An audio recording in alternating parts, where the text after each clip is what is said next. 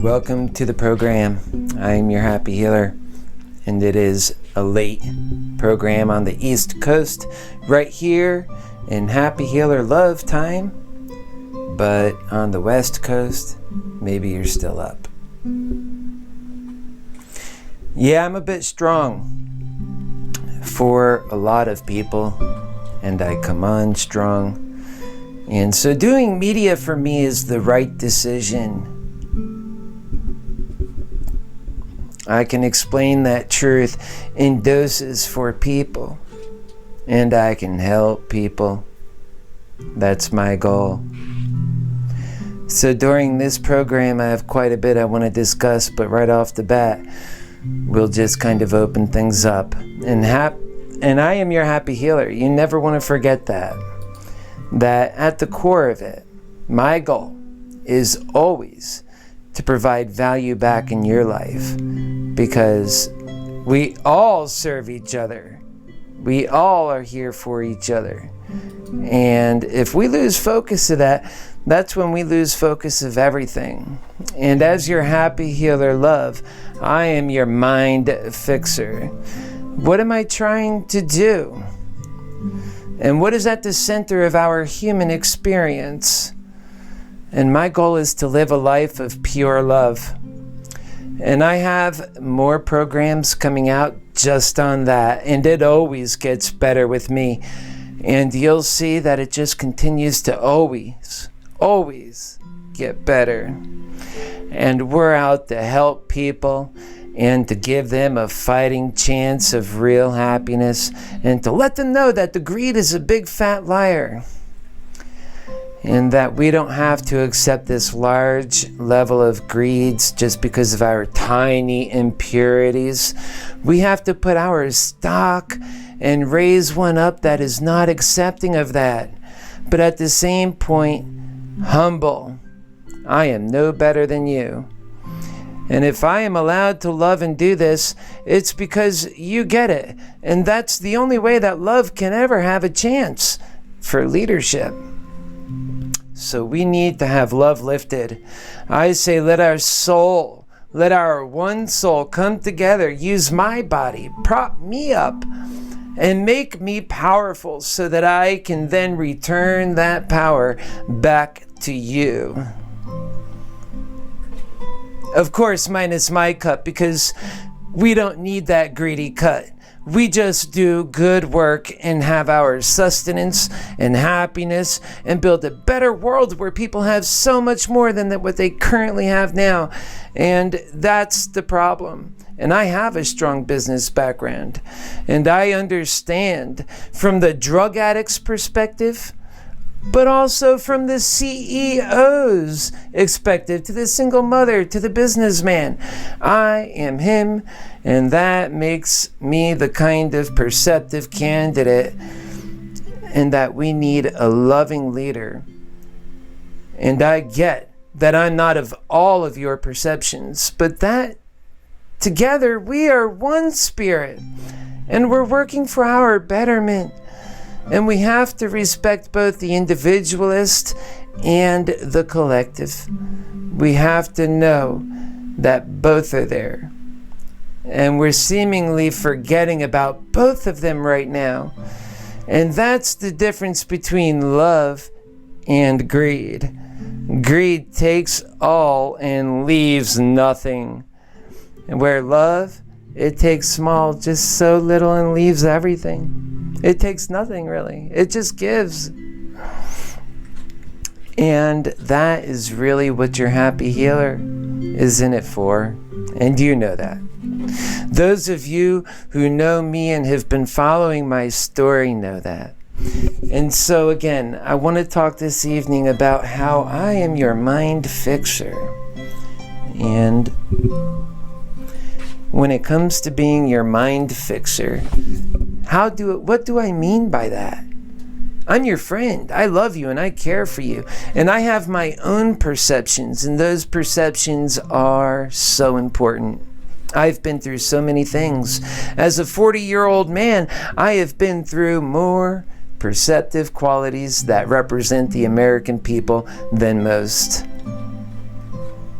I have lived up north, born in New Jersey, Atlantic City, New Jersey, and I have lived a happy life until the age of 10 years, and of course, have had it hard growing up, but also have had times where we have understood that through hard knocks, we can make ends meet. And you Americans who have been through those particular set of circumstances, I get you. And I know what it's like. And I know what it's like to be a gay child growing up in a rural family that is in the country, that makes it so hard for that individual to even find hope. I get that. That's the story of your happy healer. And I didn't come out until I was 26. And now look at this, right? I always loved God so much, and I always knew my self-worth, even when I was younger, even when I was, before I even could remember. I always knew, and I've always asked those big questions, and it's in us, either all of us as children, and you see it even in today's children, how curious they are, and then we lose that. But we have to learn something from that. My fellow Americans, we have to learn. We have to learn. Because, you know, your happy healer has a lot of things to teach as well. And the things that I've been through, they mean so much to me.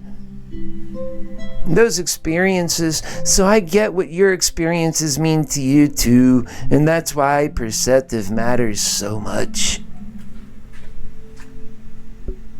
Your perception matters, and you matter, and we all matter, and we all have purpose and value that goes to the core of our being. It doesn't matter what anyone else says or think, because at the end of the day, when it's just you and your maker, that is a dark place. And all you are worried about are the things that you could have done for love. Trust me on that one. In those meaningful relationships, stars will tell you, celebrities can tell you, people who have had that fake love can tell you, it comes and goes. A greedy love doesn't stick around. But what we're talking about is real love. That's what we're all after anyways. That's what celebrities want too. And we all crave it. We all want that attention. But we have to go into a new way of thinking. And my fellow Americans, my poor fellow Americans, so confused.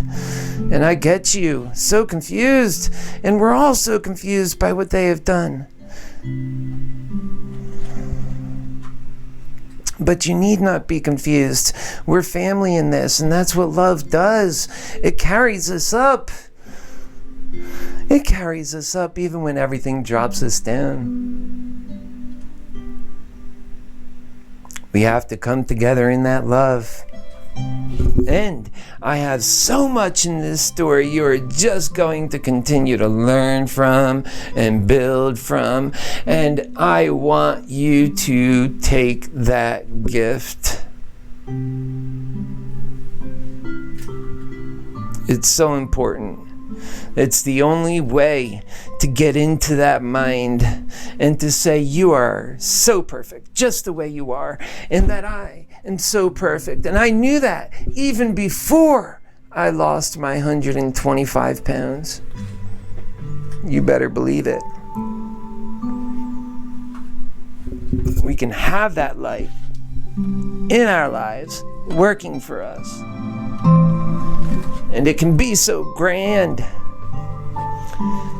And it can really undo the damage that this world has been doing. So when I come to you, that's the gift I give you. I give you a new perspective.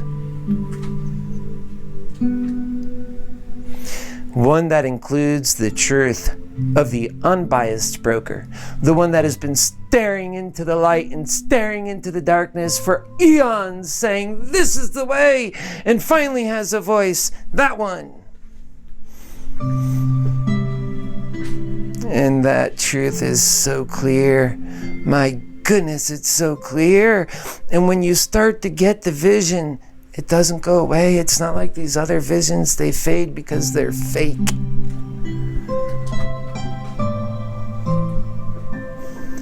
Because for this vision, all you ever need is love. Love really does work like that. That is how I became your happy healer. And I am indeed your happy healer, because that is a role I have taken on to the core of my soul, and I will continue doing that for all of my life and serving humanity in the capacity that God allows, and I'll be grateful for whatever that is. Always. And that's how we all need to see that. I want to get into this now. When I was a kid growing up in Romeo, Florida, it was really difficult on your happy healer. First off, we were raised 6 kids. And my mom and dad, they were poor. They didn't have much.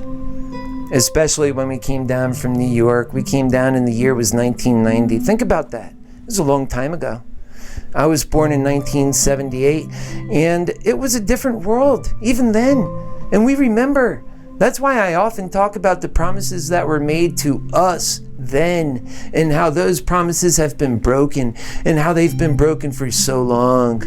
But forget about that for a moment. This is about your happy healer's upbringing, and we have so many videos and so much that has already come out, and we have so much to say that I don't want to spend time repeating so many things. And the story of my story, I haven't really talked about much, despite there being hundreds of videos out there, because it never mattered until I could tell you all the things that makes me qualified to be in front of you in the first place. And that is what love does. It says, I want your attention, but I offer you tangible value.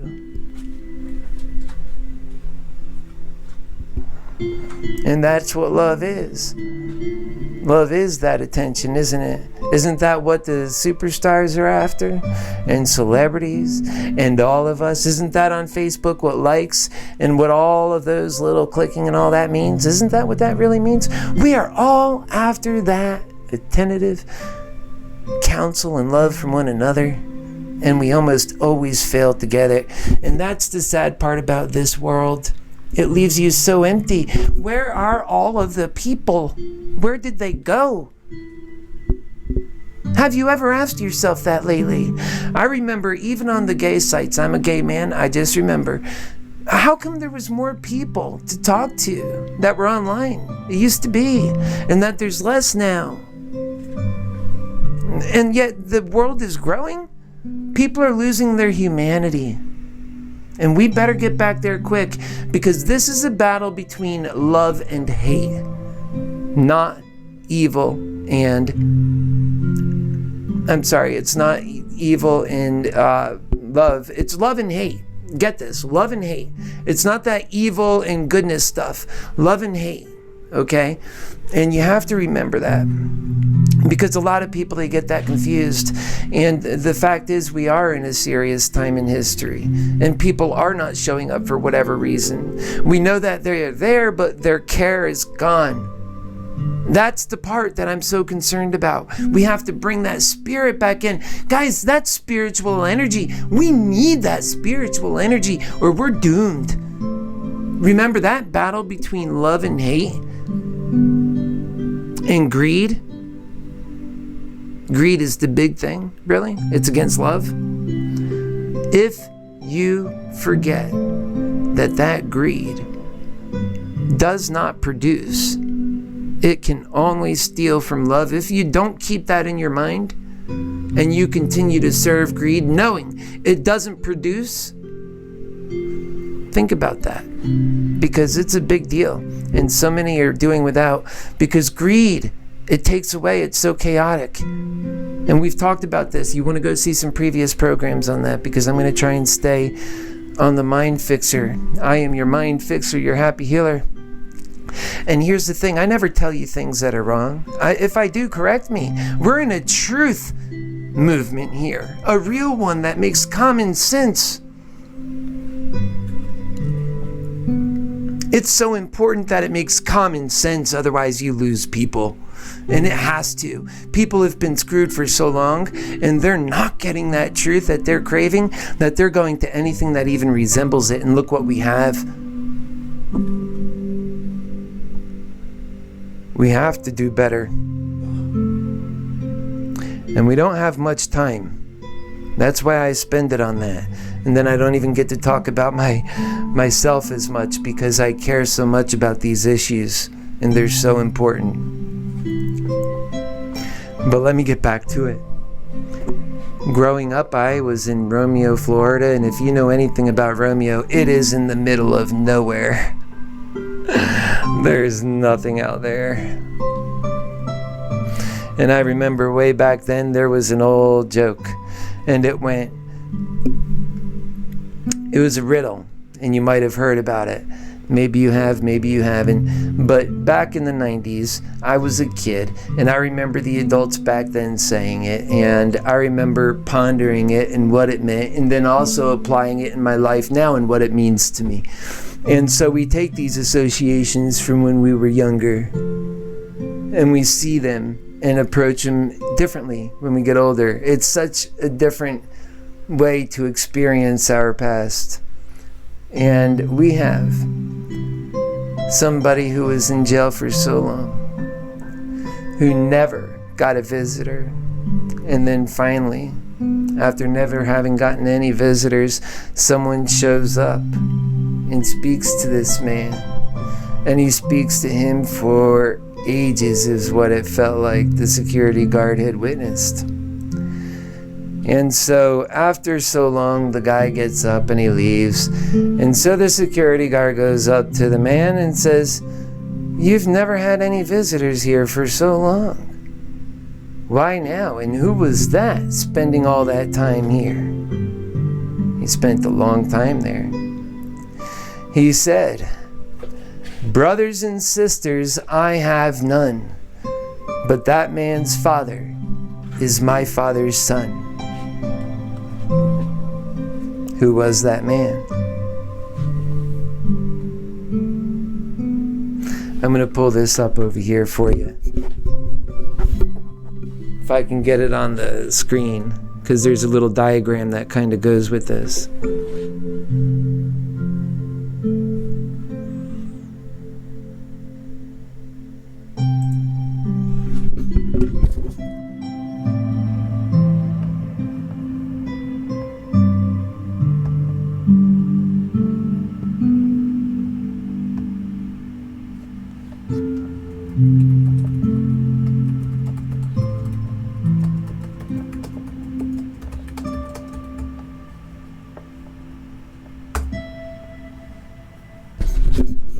You can see that right behind me, kind of.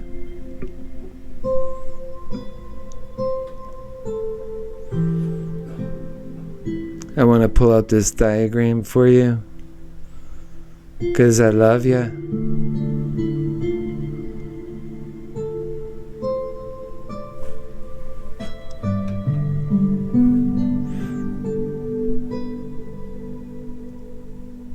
Okay, so here's the diagram.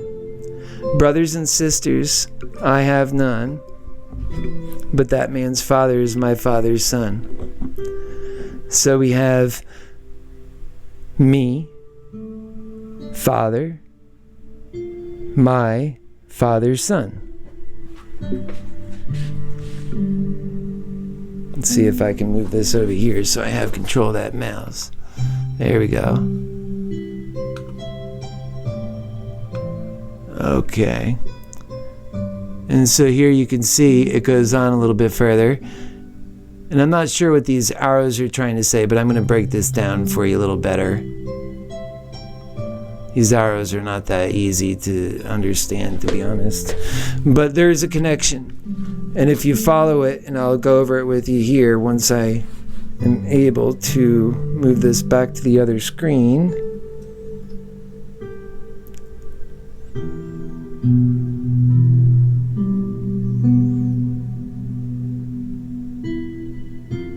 Okay, I'm going to read this to you the way it says. Before reading the answer, can I interest you in a clue? Let's break the puzzle down to smaller pieces and then put them back together again. And see what we've got. My father's son. We'll draw a diagram from the perspective of the person speaking. So, My father's son is my sibling. That man's father appears in our diagram already. We know him as my father's son. They're the same. Remember, that man's father. That man's father is my father's son. Think about that. I know it's a bit confusing.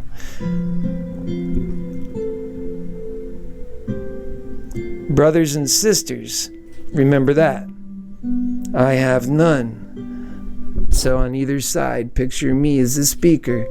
Brothers and sisters, I have none. But that man's father,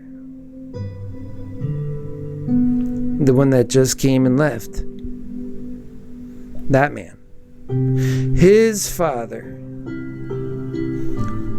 is my father's son. Think about it.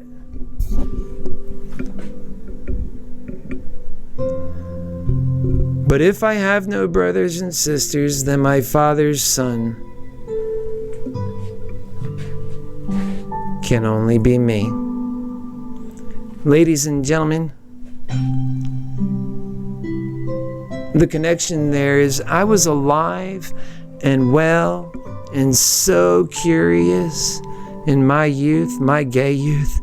So hard for me to get through and remember the hardships only a gay person would understand. That was in that time frame. And even growing up now, it's just a bit different. That's why I say freedom fighters of before, of yesterday, always have to be appreciated. Ultimately speaking, we are God's truth. We are here. I am in front of you. That's how you know it's His truth. So, brothers and sisters, I have none, but that man's father is my father's son.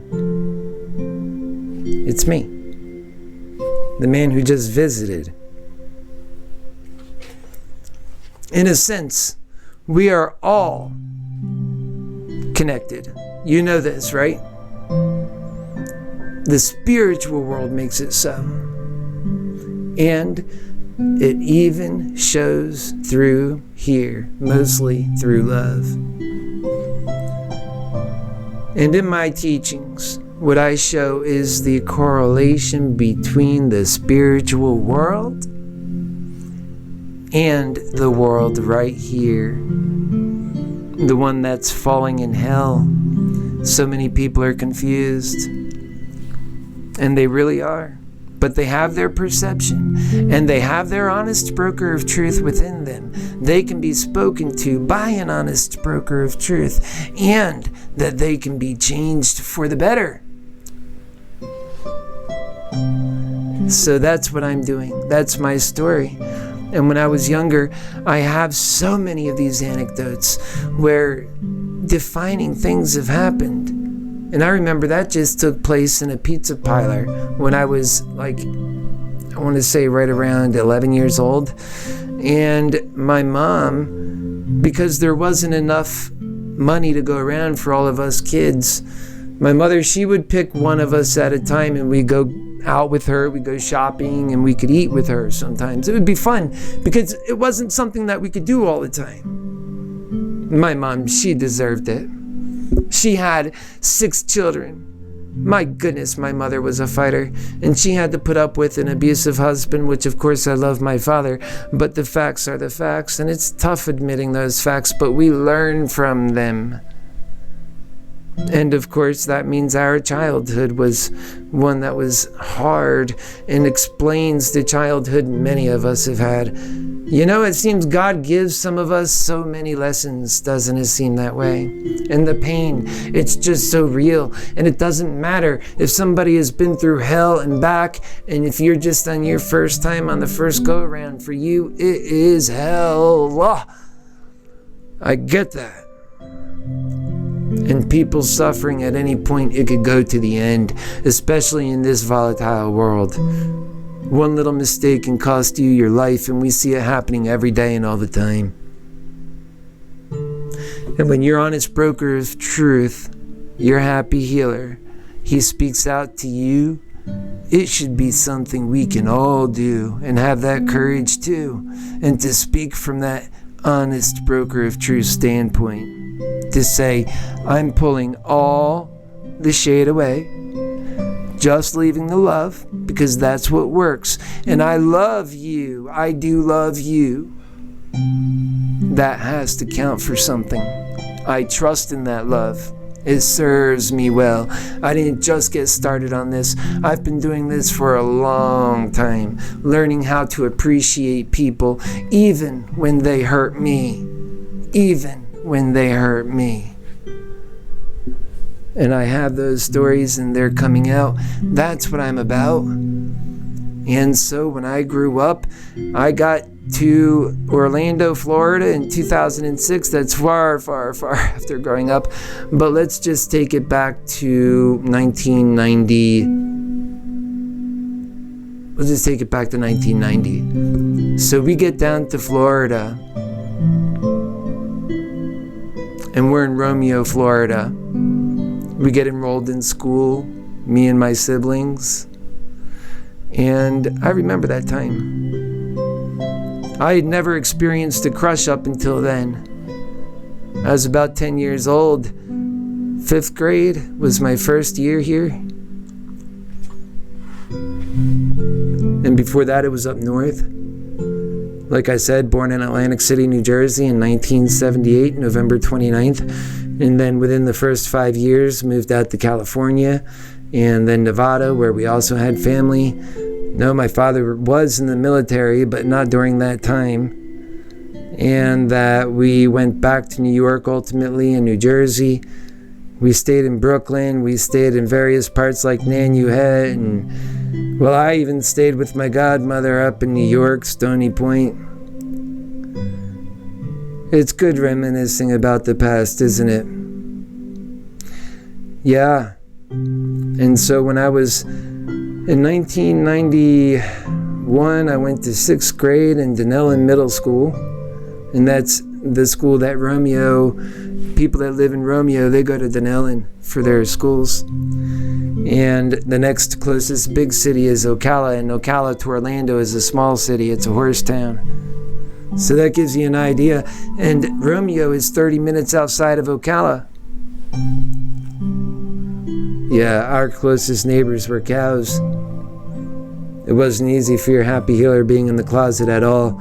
Having 4 brothers and a sister, and all of them are straight, and all of us are in that world.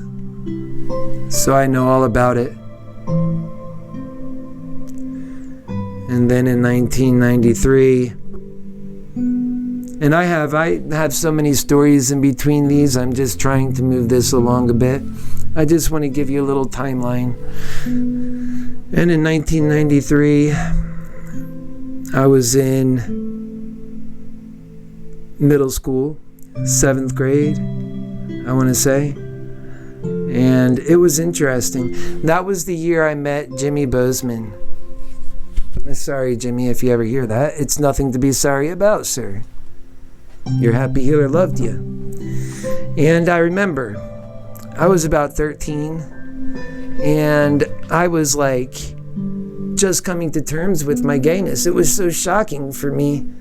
And then it dawned on me that earlier I had known, even when I was younger, I figured that out at 13. I said earlier I was different from my brothers, even earlier, like way earlier. I remember differences. When I was in 2nd grade, I pretended to have a girlfriend for a long time. Now, I know a lot of people do that, but I felt the need to do it, to like the same need that somebody trying to hide would do. And why? I don't even know that one. I think it was because it had something to do with my sexuality. Further, I also remember the differences in the feelings and the weird attractions as a child that you get. And that was what I experienced back then. Our human experiences are so important. And Jimmy Bozeman. Now, this is a kid at the time, myself just a kid. But his family was much more well off. They owned the Markhams. Well, Jimmy Bozeman had his mother who was a teacher, and she married into the Markhams, which were like a big peanut farm factory family out there in Romeo. They had all the money, and that's where them and the Hires, Buddy Hires, they were like the big Romeo people that I knew of anyway, and that they had their kids mixed up in our schooling. And so I remember, and Jimmy came to me one day on the bus, 8909, Miss Drake. And so every day we'd run to Miss Drake's bus, and we'd have our dog named Abraham. And Abraham would chase the bus and chase the tires on the bus and go biting after him. My goodness. Sometimes he ran onto the bus. He ran onto the bus actually and into where the bus driver's pedals were.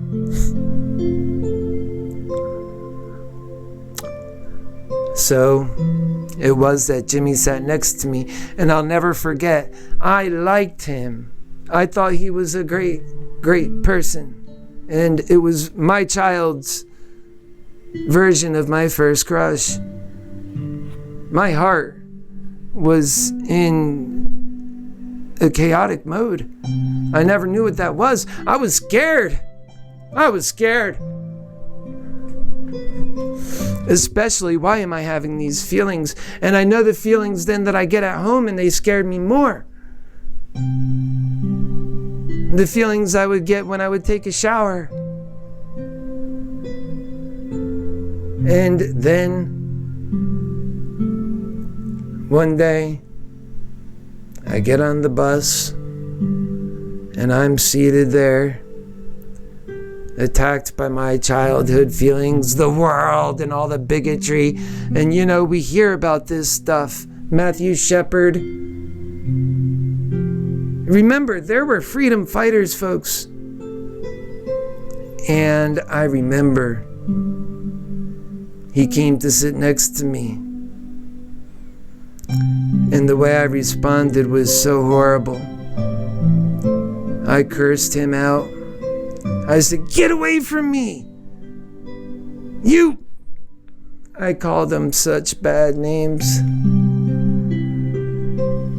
And I felt bad about that. Ew. That was hard on my 13-year-old heart. I loved him at that age. And I'm a lover. I've always been that way.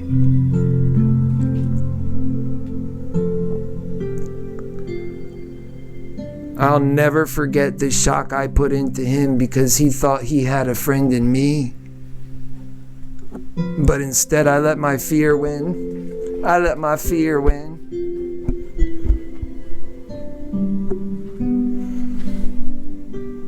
And that's exactly what's happening today.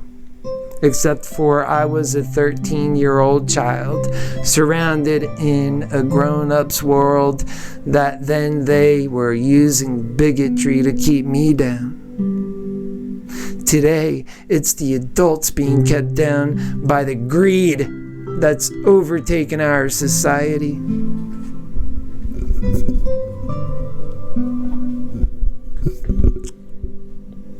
So, there's so many stories in between these, and we'll share them over time. My story is a long story. I have plenty of time. That's why we do media, and we have to keep the messages going that matter to all of us, and the story that's important to you. You will never, ever be far from my mind, and I know that these stories are important to you because they give you that perception where I'm coming from. It helps you. It helps me help you even.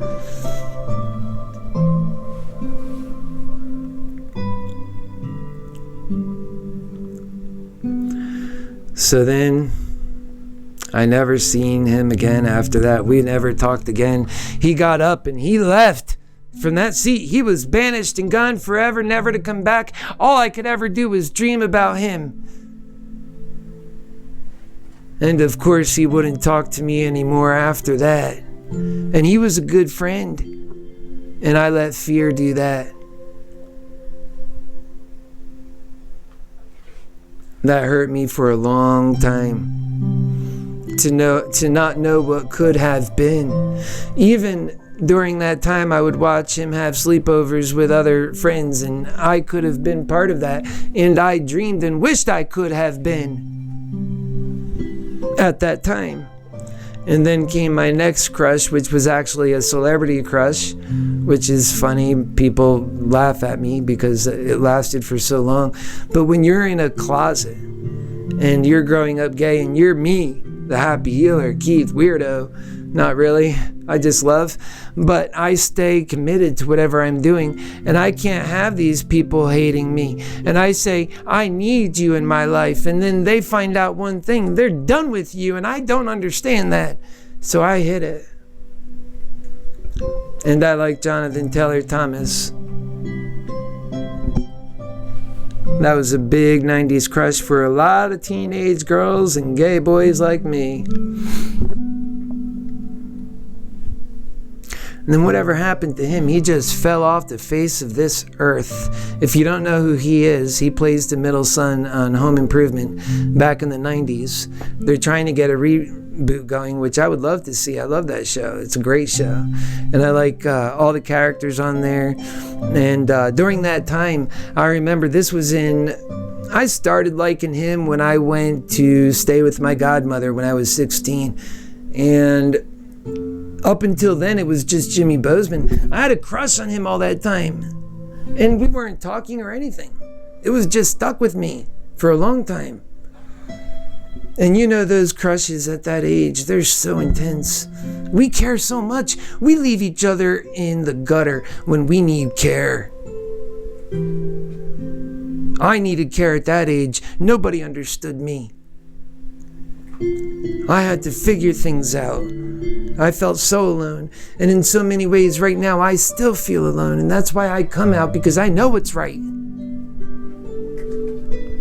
And that all of our spirits need to come out. I'm speaking to you from that spiritual perspective, and you know it, from that honest broker of truth.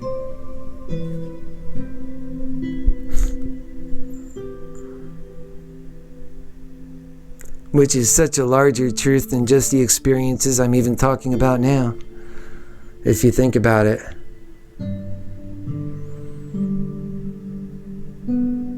It's so special to think of that.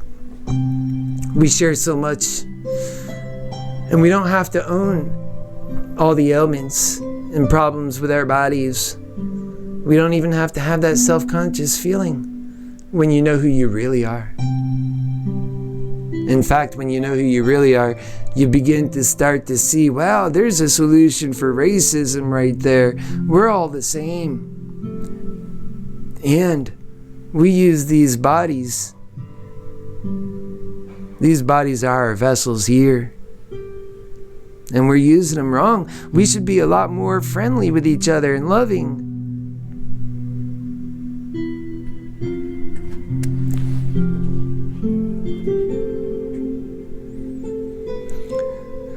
So I moved on to New York, Stony Point, and I stayed up there for a year. And I stayed with my godmother, whereas in Florida was extreme poverty, missing so much school in 1 year, missing so many days.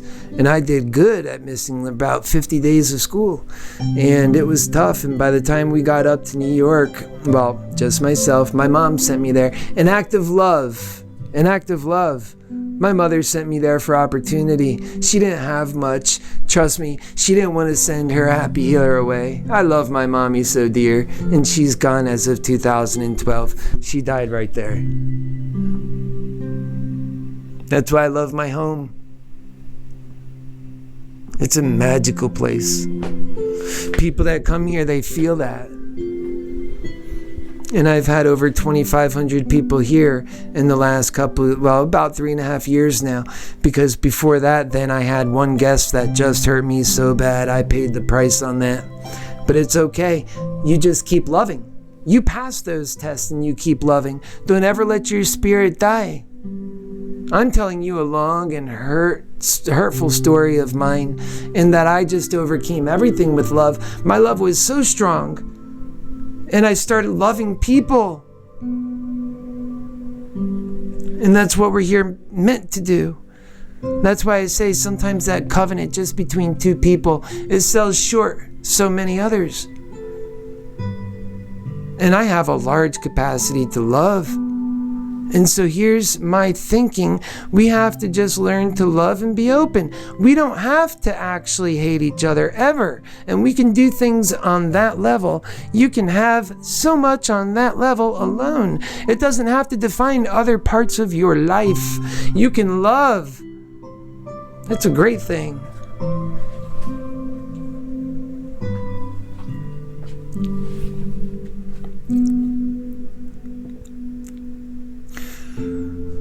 So, New York, I went from missing 54 school days and special education courses, Florida, to then getting mainstreamed, getting my GPA up really high actually, almost a 4.0. And for being in that extreme situation change, I was considered one of their best and brightest students. And that is the story of your happy healer. Hardship and triumph over tragedy, but then still tragedy compounds.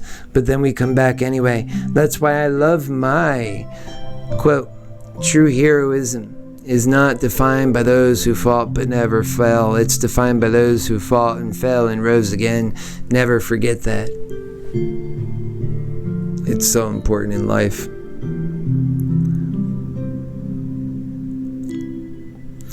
You know, this is all so deep to me, my life. And to break it out and to just start talking about it really does help you understand where I'm coming from. And that I have a very strong history, that I have a very strong attachment to. We can't forget about our history, folks. We are sold so cheap, and we can't be sold cheap. We matter. And when you matter, your history matters. Everything about you matters. Think about the differences. Right now, when you don't matter, you have a hard time justifying why you want to do something. But you matter. Folks, I'm going to go ahead and call it an evening for this night. But this is a continuation. Like, we've already talked about so many things, and I have a pretty good memory. I remember the things I talked about, and I'm trying not to cover things too much. But it's not bad to recover things because people sometimes need that. And other people haven't heard it yet. So I'm very meticulous in the way I do that. You notice, I'm sure many of you have been following. We'll see you soon. God bless you. And from your Happy Healer Love, I love you. God bless and good night.